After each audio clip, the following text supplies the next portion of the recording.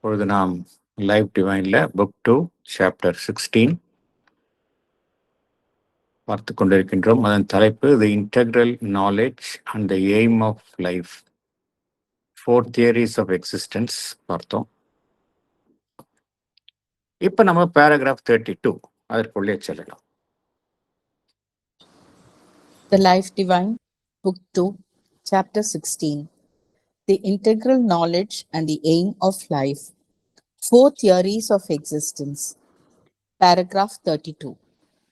It is true that the soul can ascend into worlds of a greater consciousness beyond the earth, but it is also true that the power of these worlds, the power of a greater consciousness, has to develop itself here. The embodiment of the soul is the means for that embodiment. All the higher powers of consciousness exist because they are powers of the supreme reality.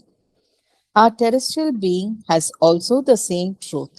It is a becoming of the one reality which has to embody in itself these greater powers. Thank you. Explanation. It is true that the soul can ascend into worlds of a greater consciousness beyond earth. But it is also true that the power of these worlds, that is, subtle worlds above our physical earth, the power of a great consciousness, has to develop itself here. The soul taking a human body on earth is the means of embodying the powers from above. All the higher powers of consciousness exist because they are powers of the supreme reality, that is, Chit Shakti. Our terrestrial being, this earthly existence, has also the same truth. It is a becoming of one reality. Our earthly being must contain in itself these greater powers. Thank you, sir. Thank you. முக்கியமா பகவான் இங்க என்ன சொல்றாரு அப்படின்னா, நம்ம இந்த சாப்டர்னுடைய தலைப்பு பார்த்தோம் அப்படின்னா 4 தியரிஸ் ஆஃப் எக்ஸிஸ்டன்ஸ். முதல் 3 தியரி வந்து ஒரு பார்ஷியலா இருக்கக்கூடியவை. ஃபர்ஸ்ட் இந்த முதல் 3 தியரிகளினுடைய ஒரு ஒருங்கிணைப்பு தான் பகவான் கொடுக்கக்கூடிய அந்த 4th தியரி. இந்த 4th தியரி பற்றி தான் நம்ம பேசிட்டு இருக்கிறோம். முதல் 3 தியரியில என்ன சொல்றாங்க? முதல் தியரியில வந்து சூப்ரா காஸ்மிக் எக்ஸிஸ்டன்ஸ், அதாவது பரம்பொருள் இருக்கக்கூடிய நிலை. இந்த உலகமும் இல்லை, இந்த உலகத்திற்கு மேலுள்ள உலகங்களும் இல்லை, அதையும் தாண்டி இருக்கக்கூடிய அந்த சூப்ரா காஸ்மிக், அதுதான் உண்மை. சூப்ரா காஸ்மிக் எக்ஸிஸ்டன்ஸ், அது ஒன்றுதான் ரியாலிட்டி. மற்றதெல்லாம் வந்து ரியாலிட்டி இல்லை என்று கூறுவது. இதை வந்து இந்த மாயவாத கருத்துக்கள், அதை ஒட்டி அமைந்த கோட்பாடுகள்லாம் இதை கூறுகின்றன. ஸோ சொல்யூஷன் எங்க இருக்குன்னா எங்கேயோ இருக்கு. அடுத்த தேரியில் என்னன்னா, மெட்டீரியலிஸ்ட் என்ன சொல்றாங்க, இந்த புவி சார்ந்த உலகம் இதில் தான் உண்மை இருக்கின்றது, இதை தவிர வேறு எதுவுமே இல்லை அப்படிங்கிறது. மற்றதெல்லாம் எங்களுக்கு தெரியாது, இது மாத்திரம்தான் எங்களுடைய ஐம்புலன்களினால் உணர்கின்றோம், இவை அல்லாதது மற்ற விஷயங்களை நாம் ஏற்றுக்கொள்ள மாட்டோம். ஸோ அவங்க என்ன சொல்றாங்க, இந்த டெரெஸ்ட்ரியல் எக்ஸிஸ்டன்ஸ் அது ஒன்றுதான் உண்மை. இது செகண்ட் தியரி. மூன்றாவது என்ன சொல்றாங்க, மூன்றாவது வந்து சில கோட்பாடுகள்ல என்ன சொல்றாங்க, இந்த புவி சார்ந்த உலகம் என்பது ஒரு மனிதனுடைய ஆன்மனினுடைய தற்காலிக இருப்பிடம்தான். ஒரு மனிதனுடைய ஆன்மனினுடைய உண்மையான இருப்பிடம் இந்த மேல் உலகங்கள், இடைப்பட்ட உலகங்கள், அதுதான் ஒரு மனிதனுடைய உண்மையான ஆன்மனினுடைய முழுமையான உண்மையான இருப்பிடம். எவ்வளவு சீக்கிரம் ஒரு மனிதனுடைய ஆன்மன் புவியில் அதனுடைய வாழ்வை முடித்து கொண்டு இந்த இடைப்பட்ட உலகங்களுக்கு திரும்ப முடியுமோ அந்த அளவுக்கு நல்லது. ஏனென்றால் இங்குதான் அதனுடைய பெர்மனன்ட் பிளேஸ் ஆஃப் அபோர்ட். இது ஒரு தியரி. இது பகவான் இந்த தியரிஸ் எதையுமே வந்து அவர் வந்து ரிஜெக்ட் பண்ணல. இது எல்லாம் இந்த 3 தியரியும் அவர் சிந்தசைஸ் பண்றார். அதுதான் பகவானினுடைய பியூட்டி. 3 தியரியில இருக்கக்கூடிய எசன்ஸை வந்து சிந்தசைஸ் பண்றார். ஒண்ணு இருக்கக்கூடிய ட்ரூத்தை வந்து ஒருங்கிணைத்து கூறுகின்றார். ஒருங்கிணைத்து எது உண்மை என்று நம் முன் வைக்கின்றார்.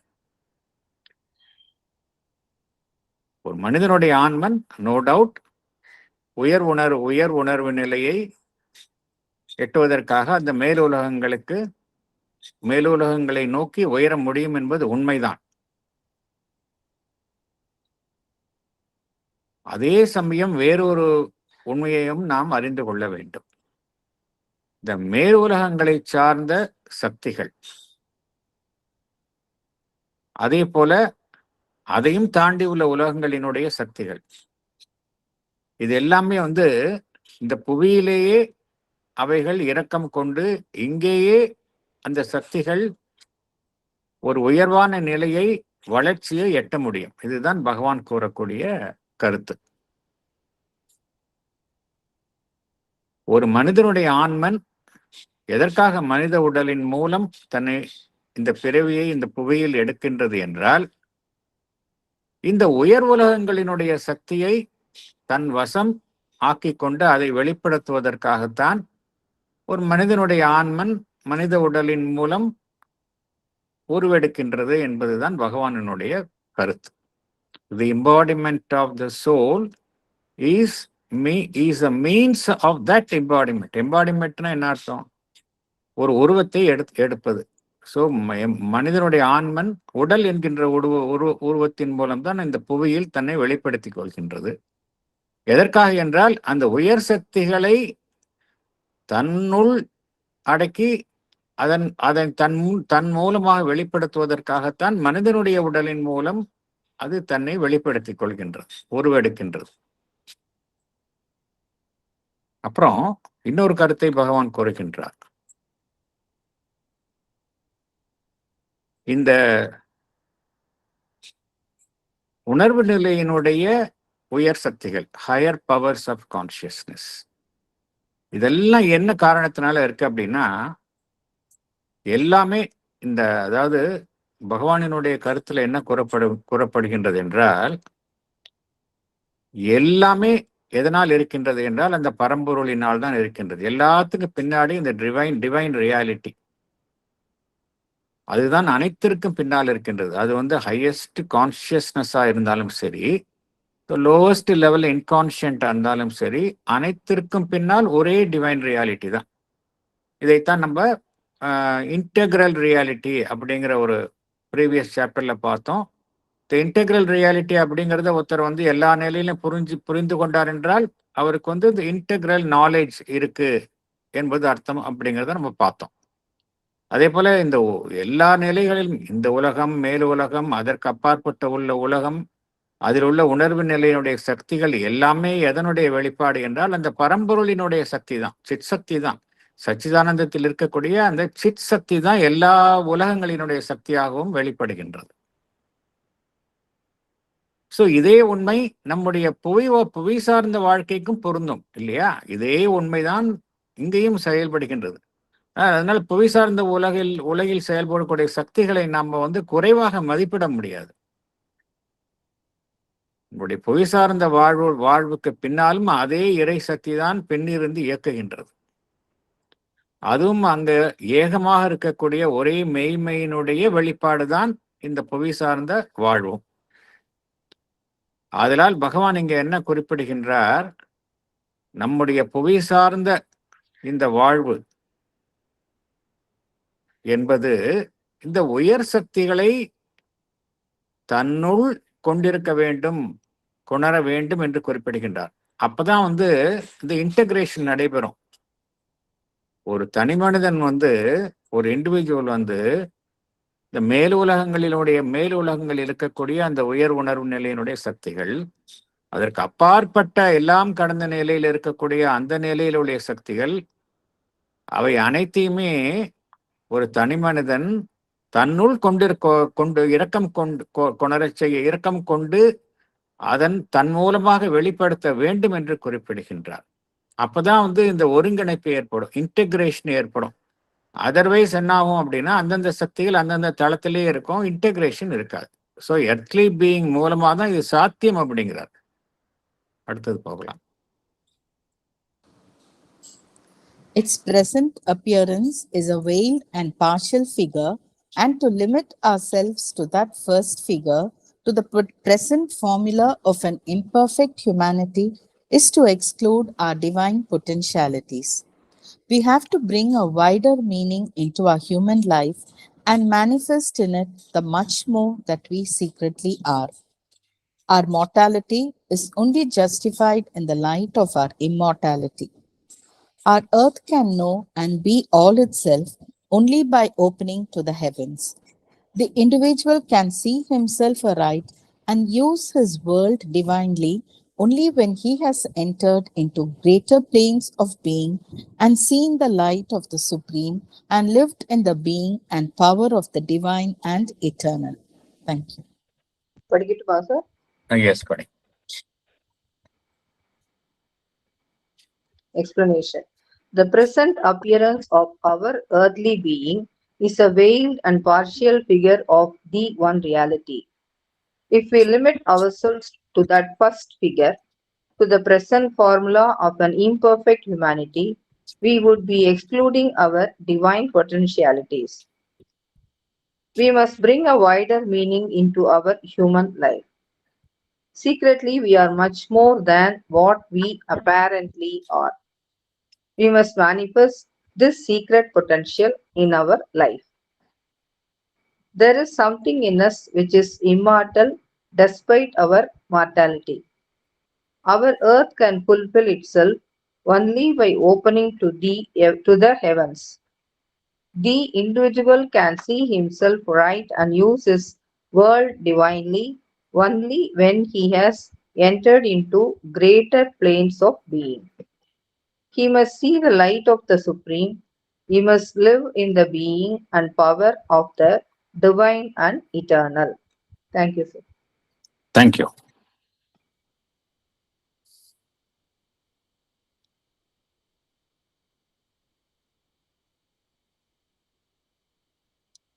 இப்போ நம்ம இன்னொரு சந்தேகம் வரும். நம்ம இவ்வளவு இக்னோரன்ஸ்ல இருக்கிறோம். we live with so many limitations. அப்படி இருக்கிறப்போ எப்படி இது மாதிரி இதெல்லாம் சாத்தியம்? மற்ற உலகங்களினுடைய அந்த சக்தியை, உணர்வு நிலையை நம்முள் இரக்கம் கொள்ளச் செய்து நம்மின் மூலமாக வெளிப்படுத்துவது என்பது எவ்வாறு சாத்தியம் என்கின்ற ஒரு கேள்வி எழும். அதனால்தான் பகவான் என்ன கூறுகின்றார்? நம்மில் காணப்படும் தற்காலிக தோற்றம், பிரசன்ட் அப்பியரன்ஸ், அது திரை போட்டு மறைக்கப்பட்டுள்ள ஒரு உண்மை, பகுதியான ஒரு உண்மை, வெயில்ட் அண்ட் பார்ஷியல் ஃபிகர் நம்மிடம் இருக்கின்றது. அதான் திரை போட்டு மறைக்கப்பட்ட நிலையில் இருக்கின்றது, பகுதியாக இருக்கின்றது. இதுதான் முதல் நிலை. இது முதல் நிலை என்று குறிப்பிடுகின்றார். ஃபர்ஸ்ட் ஃபிகர் என்று பகவான் குறிப்பிடுகின்றார். ஒரு மனிதன் இதிலேயே தன்னை நிறுத்தி கொள்ளலாமா? இது போதும் அப்படின்னு நிறுத்தி கொள்ளலாமா என்றால் இல்லை என்று குறிப்பிடுகின்றார். ஏற்கனவே நம்ம பகவான் தனி மனிதனுடைய இந்த உலகத்தில் அவன் வாழ்வில் இருக்கக்கூடிய நோக்கம் என்னவென்றால், அவன் மூலமாக அந்த பரம்பொருள் வெளிப்படுத்த வேண்டும், பரம்பொருள் வெளிப்பட வேண்டும். அதற்காகத்தான் அவன் படைக்கப்பட்டுள்ளான் என்று பகவான் குறிப்பிடுகின்றார். தனி மனிதன், ஒரு பிரபஞ்சம், எல்லாம் கடந்த நிலை, இதெல்லாமே ஒன்றோடு ஒன்று இணைந்ததுதான், தனித்தனியான விஷயங்கள் கிடையாது. தனி மனிதன் எதற்காக இந்த புவியில் அவதரித்துள்ளான் என்றால், அவன் மூலம் அந்த பரம்பொருள் வெளிப்பட வேண்டும். அதுதான் அவனுடைய நோக்கம். அதை ஒட்டித்தான் அவனுடைய செயல்பாடு அனைத்தும் இருக்கணும். அதனால நம்மகிட்ட நம் தற்பொழுது இருக்கக்கூடிய அந்த தோற்றம் என்பது ஒரு திரைபோட்டு மறைக்கப்பட்டுள்ள நிலையில் தான் அந்த இறைசக்தி நம்முள் செயல்படுகின்றது. அதனுடைய பகுதியான செயல்பாட்டை தான் நாம் பார்க்கின்றோம். இது முதல் நிலை என்று பகவான் குறிப்பிடுகின்றார். இந்த முதல் நிலையிலேயே நாம் நிறுத்தி கொள்ளக்கூடாது. அதுதான் பகவான் குறிப்பிடுகின்றது. முதல் நிலையிலேயே நாம் நிறுத்திக் கொள்ளக்கூடாது என்று குறிப்பிடுகின்றார். இப்ப நம்ம இருக்கக்கூடிய அந்த மனிதனுடைய வாழ்வு எப்படி இருக்கு? ஒரு பரிபூரணம் இல்லாத நிலையாக இருக்கின்றது. Present formula of an imperfect humanity அப்படிங்கிறார். நம்மளுடைய ஹியூமனிட்டி இம்பர்ஃபெக்டா தான் இருக்கு. அதை பகவான் மறுக்கல. ஆனால் அதிலேயே நம்மை நிறுத்திக் கொள்வது என்பது நம்முள் இருக்கக்கூடிய அந்த தெய்வீக சாத்தியக்கூறுகளை நம்மிலிருந்து விலக்குவதற்கு ஒப்பாகும் என்று குறிப்பிடுகின்றார். நம்ம அதை அக்செப்ட் பண்ணிட்டு அதிலே இருந்துட்டோம் அப்படின்னா we are excluding our divine potentialities என்று பகவான் குறிப்பிடுகின்றார். ஆகையினால என்ன செய்யணும் அப்படின்னா, ஒவ்வொரு மனிதனும் என்ன செய்யணும் அப்படின்னா, நாம் எதற்காக இந்த புவியில் இருக்கின்றோம், அதற்கான பொருள் என்ன? பொருள் என்ன அப்படின்னா, நமக்குள்ள இருக்கக்கூடிய அந்த உண்மையை கண்டறிதல். வெறும் உடல், மனம், பிராணமயம், நம்முடைய அடிப்படை வாழ்வினுடைய அடிப்படை தேவைகள் என்கின்ற ஒரு குறுகிய இலக்கில் ஒரு மனிதனுடைய வாழ்வை அமைக்காமல், ஒரு விசாலமான ஒரு பார்வை, ஒரு பொருளுடன் ஒரு மனித வாழ்வு அமைய வேண்டும் என்று குறிப்பிடுகின்றார். இது இதற்காகத்தான் அன்னையும் சரி அரவிந்தரும் சரி என்ன குறிப்பிடுகின்றார்கள்? மீண்டும் மீண்டும் மனிதன் அவர்கள் வலியுறுத்தியது ஃபைண்ட் யுவர் சைக்கிக் பீயிங். சைத்திய புருஷனை கண்டுபிடிங்கள். உங்களுடைய பர்பஸ் ஆஃப் எக்ஸிஸ்டன்ஸே அதுதான். ஃபைண்ட் யுவர் சைக்கிக் பீயிங் தான் ஃபர்ஸ்ட் ஸ்டெப். நமக்குள்ள இருக்கக்கூடிய அந்த ட்ரூத், டிவைன் ட்ரூத், அதை கண்டறியுங்கள். அதனுடைய வழிகாட்டுதலின் பேரில் வாழ்வை நடத்துங்கள். இதுதான் அவங்க எல்லோருக்குமே, அதுதான் ஃபர்ஸ்ட் ஸ்டெப். அதுக்கப்புறம் அடுத்தடுத்து நிறைய ஸ்டெப் வழிகளை அவர்கள் கூறினார்கள். So we have to bring a wider meaning into a human life அப்படிங்கிறார். இப்ப எது மறைவாக இருக்கின்றதோ அதை நாம் நன்றாக வெளிப்படுத்தணும் அப்படிங்கிறாங்க. And manifest in it the much more that we secretly are. சீக்ரெட்டா பார்த்தா நம்ம எல்லாருமே டிவைன் தான். Secretly we are all divine, but we have to express it அப்படிங்கிறார். அதே போல பகவான் இங்க ரொம்ப அற்புதமான ஒரு வாக்கியத்தை குறிப்பிடுகின்றார். Our mortality is only justified in the light of our immortality அப்படிங்கிறார். இந்த ஸ்டேட்மெண்ட்டை ஒரு புத்திசத்தை சேர்ந்தவர்கள் சொல்ல மாட்டாங்க. இந்த ஸ்டேட்மெண்ட்டை புத்திசத்தை நம்பவர்கள் சொல்ல மாட்டாங்க. அவங்களை பொறுத்த வரைக்கும் இந்த மனித வாழ்வு என்பதே ஒரு எக்ஸாஸ்ட் ஆஃப் சம்ஸ்காராஸ் தான். அது once you exhaust all your samskaras you will vanish into nothing. So இங்க மனிதனுடைய வாழ்வு என்பது அவங்களை பொறுத்த வரைக்கும் அர்த்தமற்றது.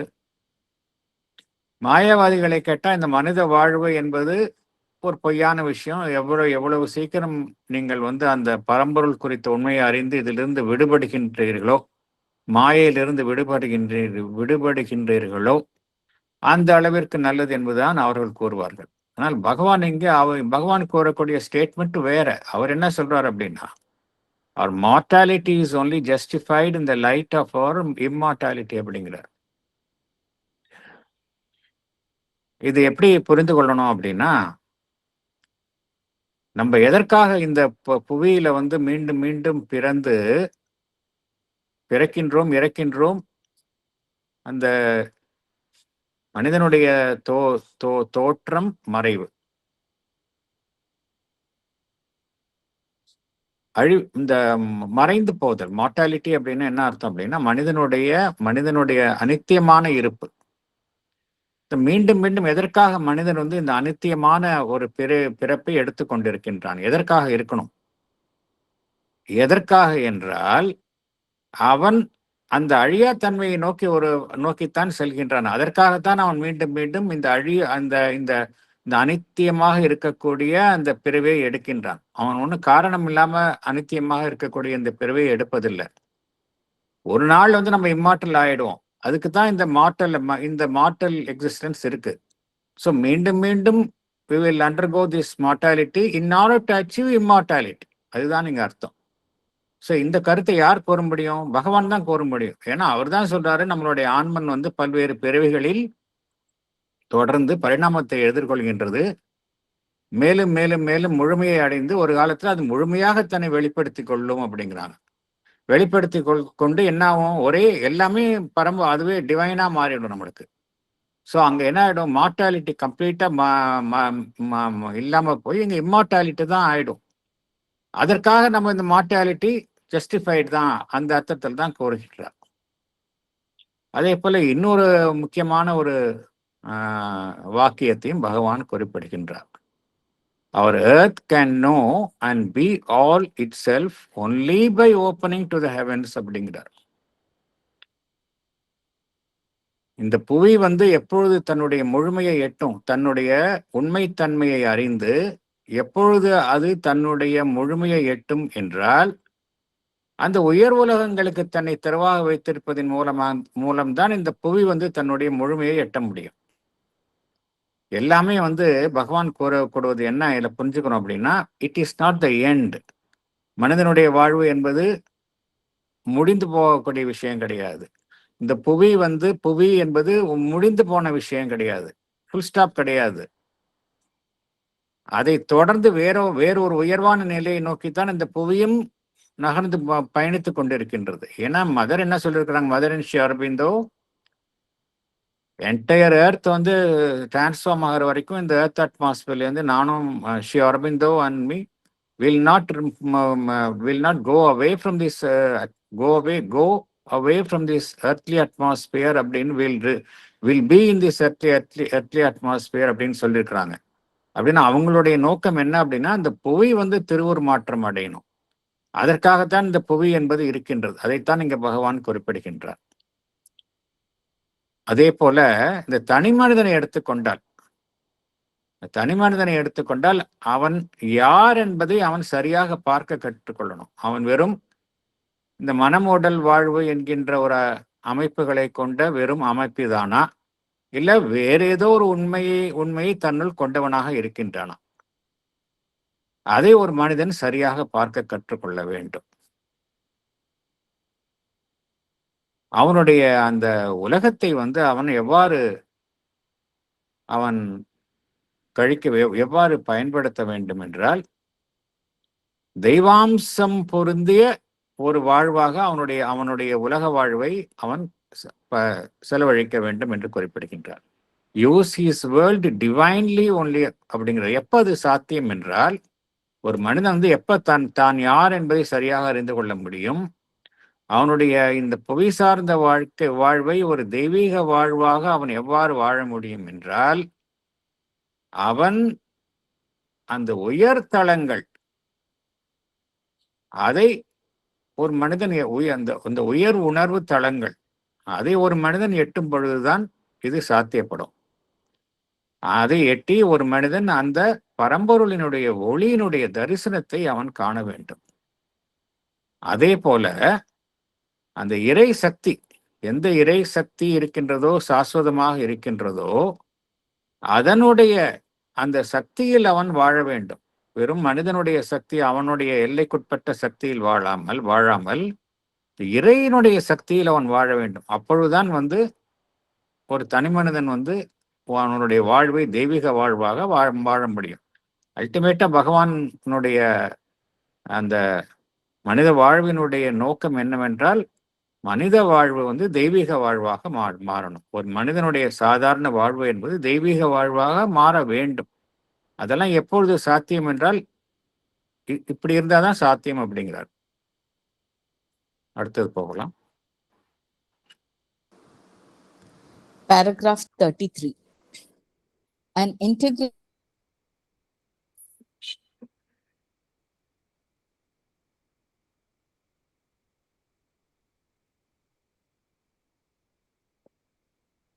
spirit and matter is the sign that this integration, this completed manifestation of a secret self contained in it, is its significance. A complete involution of all that the spirit is and its evolutionary self-unfolding are the double term of our material existence. Thank you.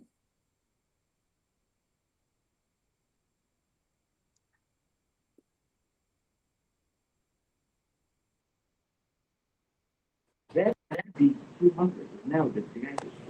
படிக்கட்டுமா sir? Yes, படி.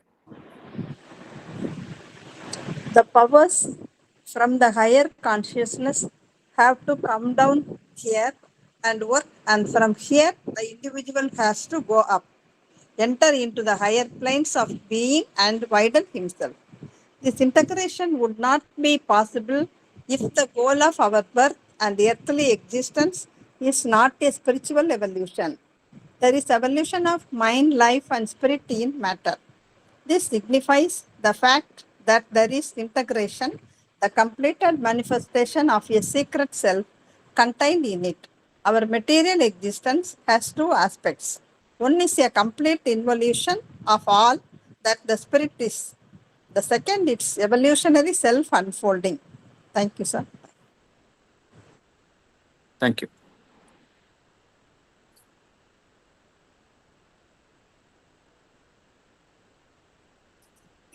நம்ம fourth theory பத்தி தான் பேசிட்டு இருக்கோம். 4 theories of எக்ஸிஸ்டன்ஸ்ல முதல் 3 theory என்னன்னு பார்த்தோம். இந்த ஃபோர்த் தியரியில என்ன சிறப்பான அம்சம் அப்படின்னா, இந்த 3 தியரியினுடைய எசன்ஸ் இன்டகிரேட் ஆகணும். எங்க இன்டகிரேட் ஆகணும் அப்படின்னா, அந்த தனி மனிதன் கிட்ட தான் இன்டகிரேட் ஆகணும். அதுதான் பகவானினுடைய அந்த பகவானினுடைய தியரி தான் ஃபோர்த் தியரி. அதை ஞாபகம் வச்சுக்கணும். இன்டகிரேஷன் என்ன அர்த்தம்? எதனால பகவான் இன்டெக்ரல் யோகா அப்படின்னு சொல்றார், பூரண யோகம் அப்படிங்கிறார் அப்படின்னா, நம்ம கீழேந்து மேலே போறது மாத்திரம் இல்ல, மேலேந்து கீழே இறக்கம் கொண்டு நம்மை அந்த உயர் சக்திகளை நம்மை திருவுரு மாற்றம் செய்ய சொல்கின்றோம். ஸோ இங்க ஒன் வேயா அசென்ஷன் மாத்திரம் கிடையாது, ஏறுமுகமான பயணம் மாத்திரம் கிடையாது. உயர் உலகங்களிலிருந்து சக்திகளும் நம்முள் இறக்கம் கொள்கின்றன. ஸோ டிசென்ட் இஸ் ஆல்சோ தேர். இது ரெண்டும் கலந்தது தான் இந்த இன்டெக்ரல். கீழேந்து மனிதன் உயர் உலகங்களுக்கு உணர்வு நிலையில் மேலெழும்பி செல்வது.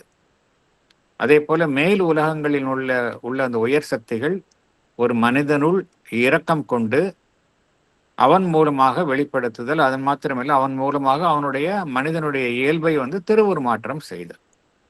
இதுதான் கம்ப்ளீட் இந்த ப்ராசஸ். இதுதான் இன்டெக்ரல் யோகாவினுடைய ப்ராசஸ்.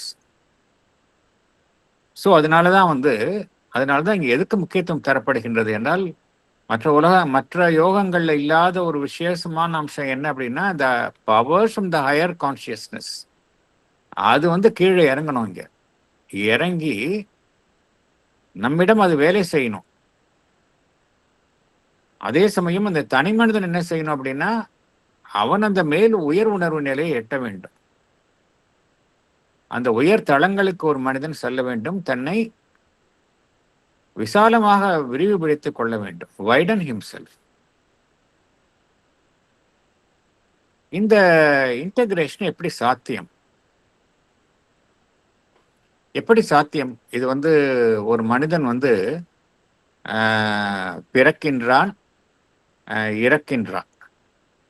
ஸோ அவனுக்கு இந்த பிறப்பு இறப்பு இந்த 2 நிகழ்வுக்கு இருப்பதுதான் ஒரு மனிதனுடைய வாழ்வு என்பது. இந்த வாழ்வுல பார்த்தோம் அப்படின்னா,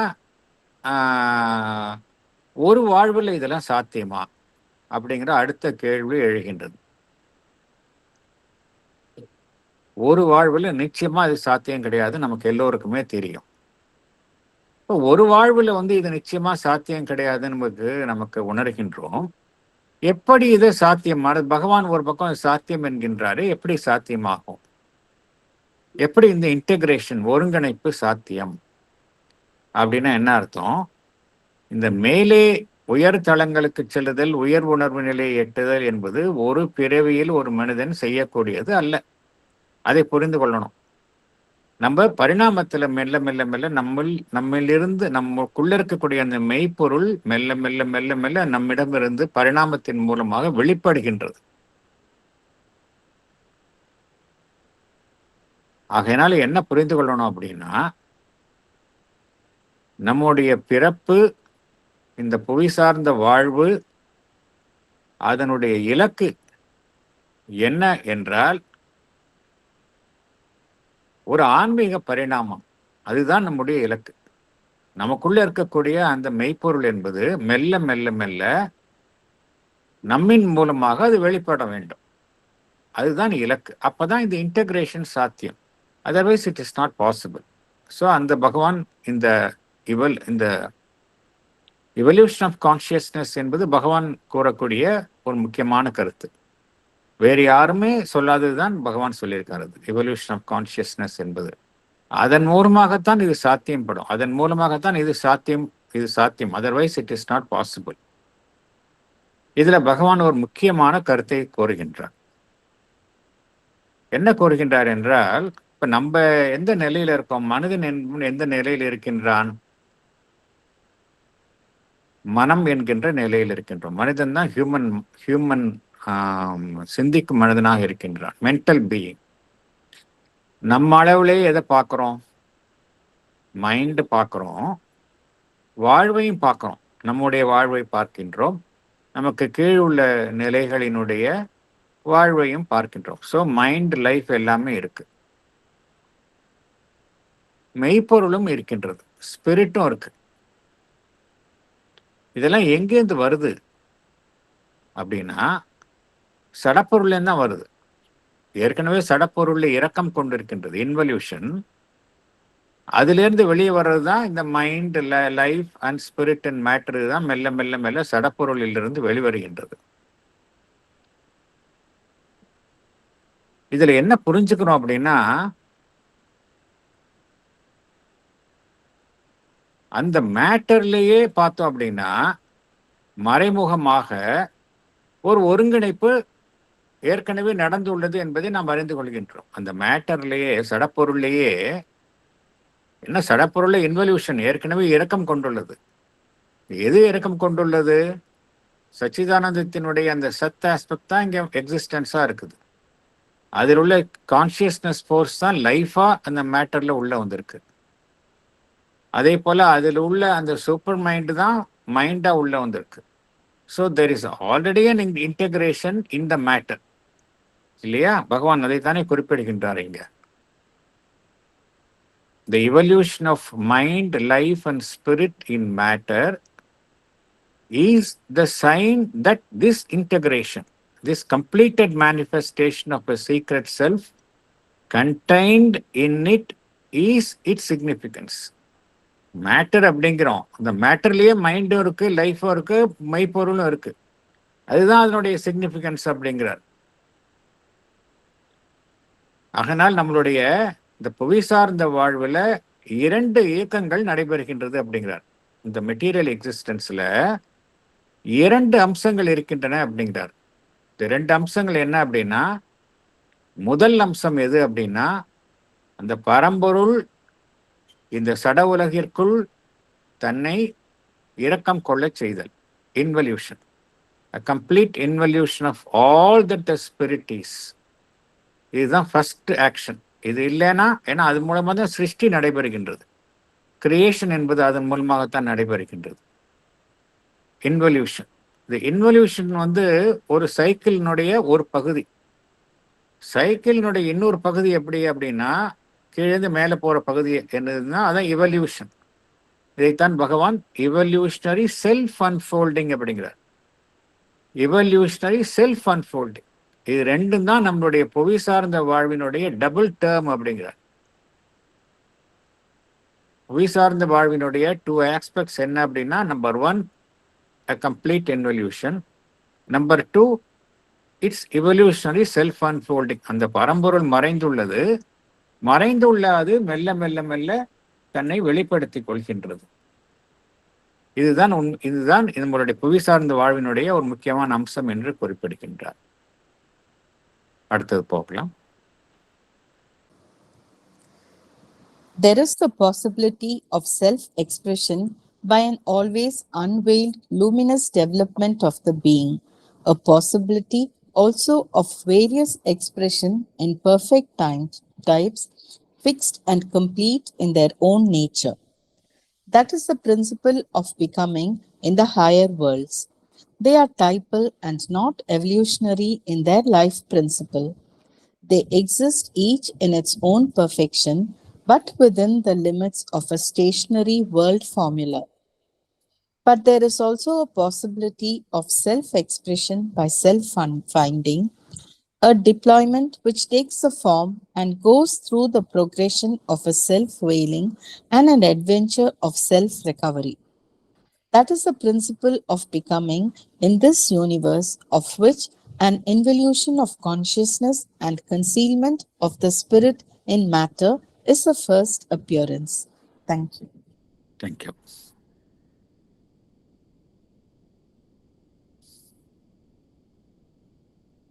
படிக்கட்டுமா sir?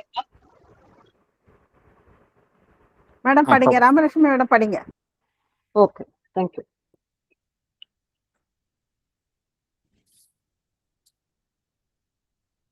The spirit in higher worlds is always unveiled, unlike in our material world where it is veiled. There is a possibility of self-expression by this unveiled luminous development of the being.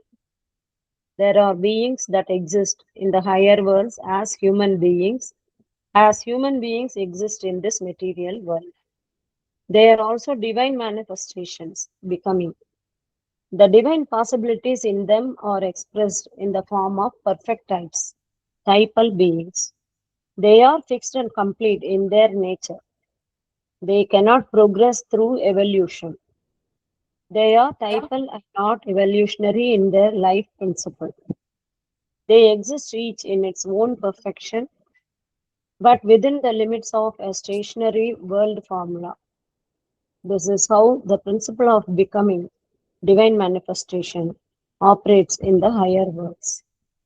The divine manifestation, becoming, in our material world happens on a different principle. Here, the secret spirit informs, express itself by self-finding.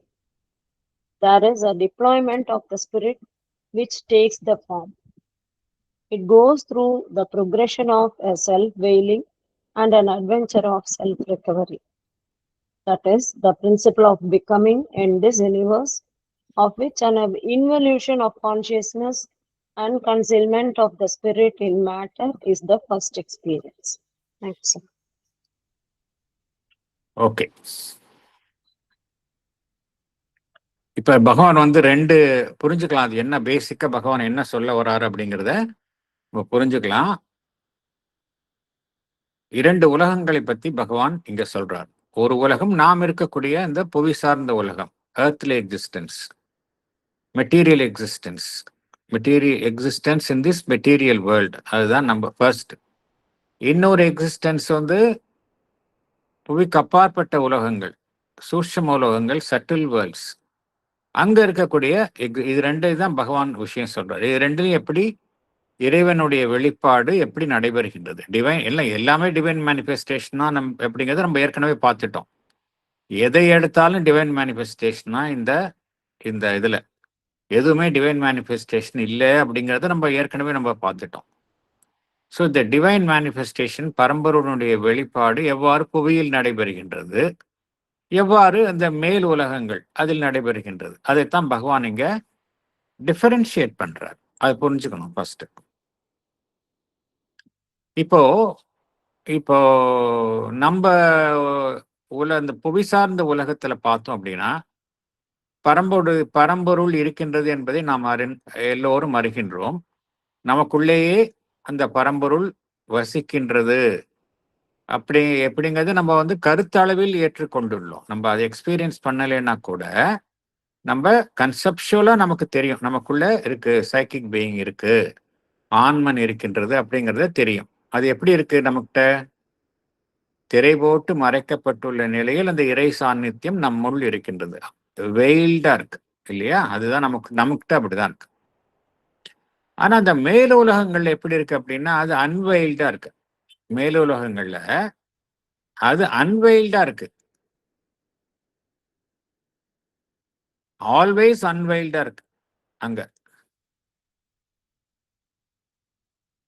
அது தன்னை அங்க வெளிப்படுத்திக் கொள்கின்றது. There is a possibility of self-expression by an always unveiled luminous development of the being. அங்க அப்படிதான் இருக்கு. அது எப்படி இப்போ நம்ம இந்த உலகத்துல பார்த்தோம் அப்படின்னா பல்வேறு ரூபங்களின் மூலமாக இந்த பரம்பொருள் தன்னை வெளிப்படுத்திக் கொள்கின்றது. பல்வேறு ரூபங்கள்ல பார்க்கிறோம், வெளிப்படுத்திக் கொள்கின்றது. எல்லா ரூபங்களும் எப்படி இருக்கின்றன? மாறும் தன்மையை கொண்டதாக இருக்கின்றன இல்லையா? பரிணாமத்திற்கு உட்பட்டு மாறும் தன்மையை உடையதாக கொண்டதாக இருக்கின்றன. அங்க எப்படி இருக்கு அப்படின்னா, அங்கேயும் பல்வேறு வெளிப்பாடாக காணப்படுகின்றது. வேரியஸ் எக்ஸ்பிரஷன் தான் அங்கேயும் காணப்படுகின்றது. ஆனா ஒவ்வொரு எக்ஸ்பிரஷனும் எப்படி இருக்கு அங்க மேலுலகங்கள்ல, இந்த சட்டில் வேர்ல்ட்ஸ்ல எப்படி இருக்கு அப்படின்னா, எல்லாமே முழுமையாக ஒரு வார்க்கப்பட்ட நிலையில் இருக்கின்றது. ஒரு வார்ப்புன்னு என்ன தெரியும்? அது வார்ப்புல இருந்து இம்மியால கூட நம்மளால பிசக இருக்க முடியாது. ஒரே மாதிரி இருக்கும். அப்படிதான் அங்க எல்லாம் இருக்கு அப்படிங்கிறார். ஒவ்வொரு அமைப்பும் அப்படிதான் இருக்கு அப்படிங்கிறார். வேரியஸ் டிவைன் மேனிஃபெஸ்டேஷன் அங்கேயும் இருக்கு. ஆனா அங்க எப்படி இருக்கு அப்படின்னா, various expression in perfect types fixed and complete in their own nature அப்படிங்கிறார். அதுக்கு ஒரு நேச்சர் இருக்கும். ஒவ்வொரு அமைப்புக்கும் ஒரு குணாதிசயம் இருக்கும். அந்த குணாதிசயம் மாற்றமே அடையாத வார்க்கப்பட்ட நிலையில், இறுகிய நிலையில், ஒரே நிலையில் இருக்கக்கூடிய குணாதிசயமாக அவ்வுலகில் இருக்கும். அவ்வாறு தான் அந்த பரம்பொருளுடைய வெளிப்பாடு மேலுலகங்களில் காணப்படுகின்றது அப்படிங்கிற. That is a principle of becoming in the higher worlds. Becoming என்ன அர்த்தம்?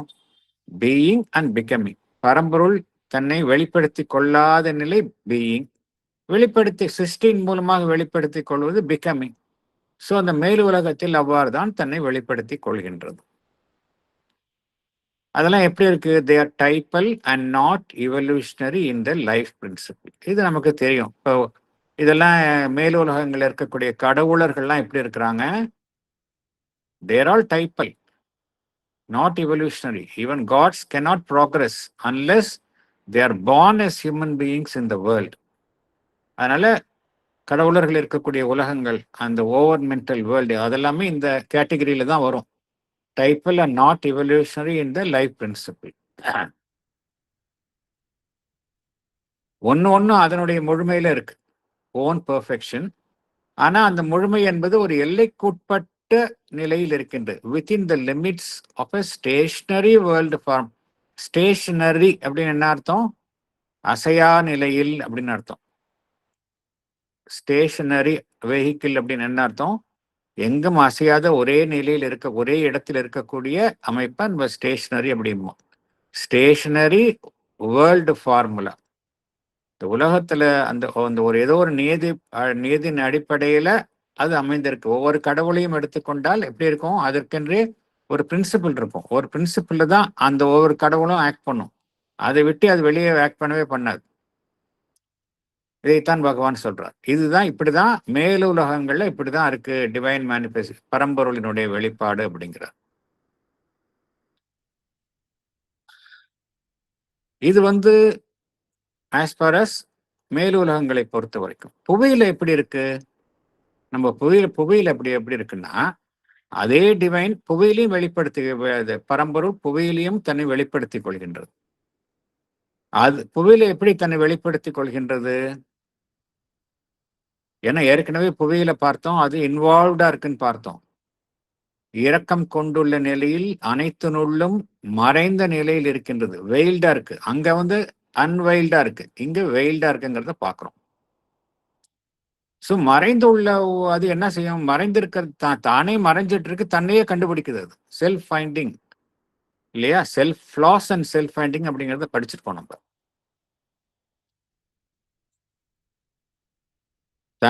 மறைந்துள்ள தன்னையே அது கண்டுபிடிக்குது.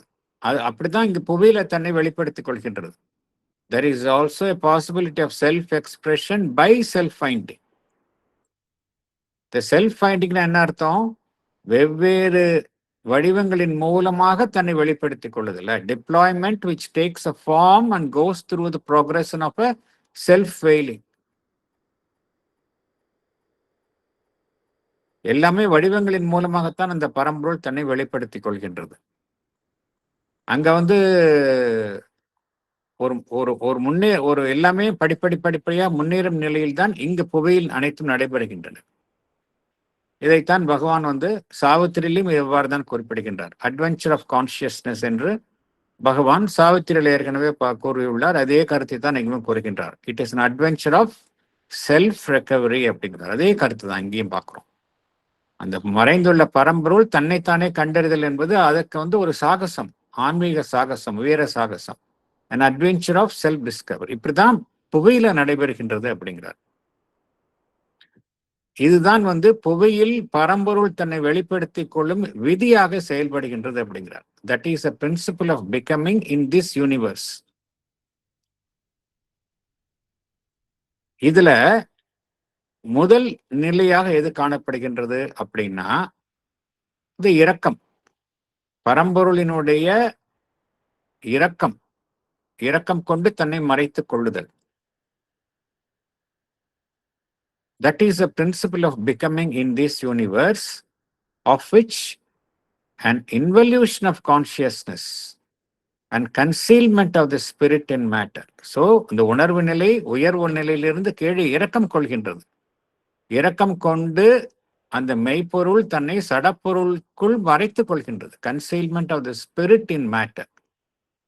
இதுதான் முதல் தோற்றமாக இருக்கின்றது. ஸோ நம்ம புவியில் இருக்கிறது என்ன அப்படின்னு நம்ம இருக்கக்கூடிய நிலை வந்து ஃபர்ஸ்ட் அப்பியரன்ஸ். ஆனால் இந்த முதல் தோற்றத்திலே நிறுத்தி கொள்ளக்கூடாது அப்படின்னு முதலே சொல்லிட்டார் பகவான் இல்லையா. இந்த ஃபர்ஸ்ட் அப்பியரன்ஸ் மீட் பண்ணிட்டோம் அப்படின்னா நம்ம எதற்காக இந்த புவியில வந்திருக்கோம் அப்படிங்கிற நோக்கத்தையே நம்ம வந்து மறந்துட்டு செயல்படுறதுக்கு ஒப்பாகும். நமக்குள்ள மறைந்திருக்கக்கூடிய அந்த ஸ்பிரிட்டை நம்ம வெளியில கொண்டு வரணும், எல்லா நிலையிலும் கொண்டு வரணும். நம்ம உயர், அது மாத்திரம் இல்லை, அந்த மேல இருக்கக்கூடிய இந்த உயர் உலகங்கள்ல இருக்கக்கூடிய அந்த உணர்வு நிலையை நம்முள் இரக்கம் கொள்ள செய்யணும் அப்படிங்கிறதெல்லாம் நம்ம பார்த்தோம். இதுல முக்கியமாக பகவான் என்ன சொல்றாரு அப்படின்னா, எல்லா தளங்களிலுமே பார்த்தோம் அப்படின்னா சக்திகள் இருக்கின்றன. டிஃப்ரெண்ட் பிளேன்ஸ்ல சக்திகள் இருக்கின்றன. எல்லாமே வந்து எங்க வந்து தன்னுடைய முழுமையான வெளிப்பாட்டை வெளிப்படுத்த முடியும் என்றால் இந்த புவியில் தான் வெளிப்படுத்த முடியும். இந்த ஒரு கருத்தை நாம் மனதில் வாங்கிக்கணும்.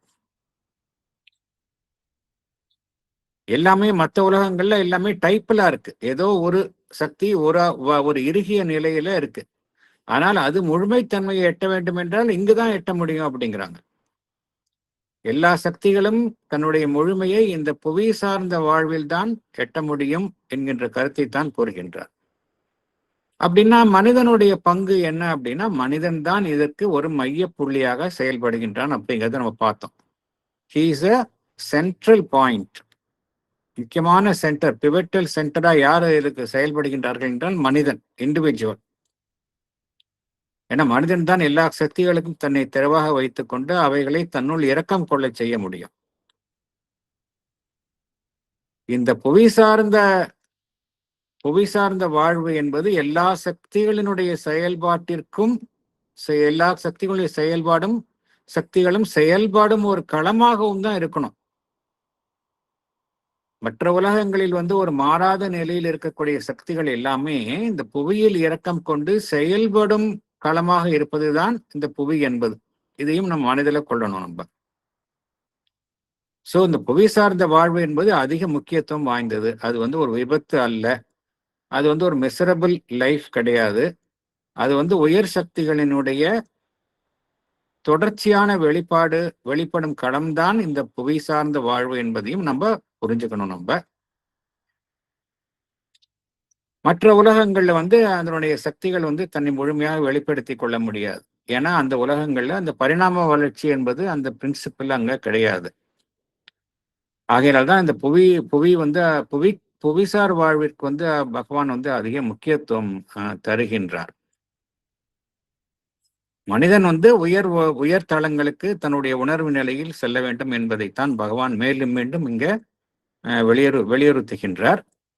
ஸோ இந்த ரெண்டு டியூவல் ப்ராசஸ் வந்து நம்ம எப்பொழுதுமே ஞாபகம் வச்சுக்கணும். மனிதன் உயர் உணர்வு நிலையை நோக்கி உயர வேண்டும். அதே சமயம் உயர் உலகங்களிலிருந்து அந்த சக்திகள் ஒரு மனிதனுள் இரக்கம் கொண்டு அவனுள் மூலமாக வெளிப்பட வேண்டும், அவனை திருவுருமாற்றம் செய்ய வேண்டும். இதுதான் வந்து அந்த ஒருங்கிணைப்பு. இந்த தியரியை தான் பகவான் 4வது தியரி, 4 தியரிஸ்ல 4th தியரியா பகவான் 4வது கோட்பாடாக குறிப்பிடுவது இந்த இன்டகிரேஷன் தான். இதையும் நம்ம மனதில் எப்பொழுதுமே வச்சுக்கணும். அதனால தனி மனிதனுக்கு தான் இங்க ரொம்ப பகவான் வந்து அதிக முக்கியத்துவம் தருகின்றார். இது எல்லாம் எப்படின்னா தனி மனிதன் கிட்ட என்ன பார்க்கிறோம் அப்படின்னா ஒரு ஒரு ஒரு ஒரு யூனிட்டியை பார்க்கிறோம், ஒரு ஒருங்கிணைப்பை பார்க்கிறோம். 3 அம்சங்களினுடைய ஒருங்கிணைப்பை ஒரு தனி மனிதன் கிட்ட நம்ம பார்க்கிறோம். தனி மனிதன், அந்த பிரபஞ்சம், அந்த எல்லாம் கடந்த அந்த டிரான்சென்டன்ட், இதெல்லாம் அதே போல அந்த சூப்பரா டெரெஸ்ட்ரியல், இது எல்லாம் எங்கு ஒருங்கிணைக்கப்படுகின்றது என்றால் இந்த தனி மனிதன் கிட்ட தான் ஒருங்கிணைக்கப்படுகின்றது. சோ இந்த ஒருங்கிணைத்தல் என்கின்ற அம்சத்தை தான் பகவான் அவருடைய 4வது கோட்பாடாக குறிப்பிடுகின்றார். இது வந்து நம்ம இன்னும் ஒரே ஒரு பேராகிராஃப் தான் இருக்கு, லாஸ்ட் பேராகிராஃப். அதை நம்ம நெக்ஸ்ட் செஷன்ல நம்ம பார்க்கலாம்.